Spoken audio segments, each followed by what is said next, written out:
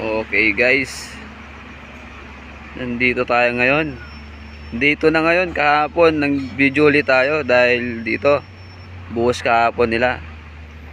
Ngayon ang gagawin nga nila ngayon, magtatanggal sila ng mga tinubong ginamit sila ngayon dahil matigas ito. Bali itong tapos na to kasi tatanggalin yung mga bakal, tubo. Yan mga ka-5-9. Yung siya nakikita nyo ngayon, masipag yan. So masipag yan.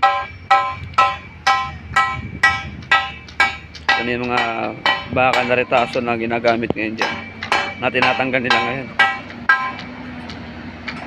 Bali ito, pinakalas na to. Last sa buhos na yan. Bali yung pagpatuloy nila, ayun yung kabila na yan. Taas. Yan natin area.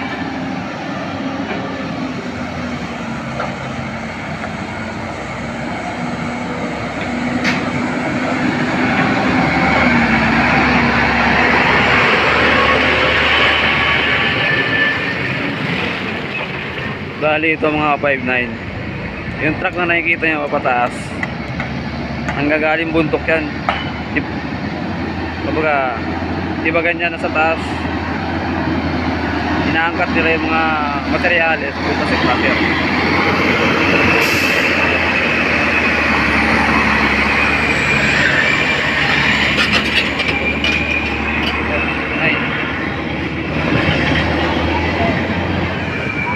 Bali patapos na sila, tatanggalan na sila ng tubo.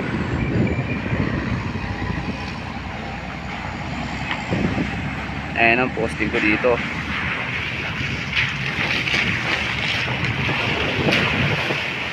Yung banda doon banda, punta na yan, Dulagon.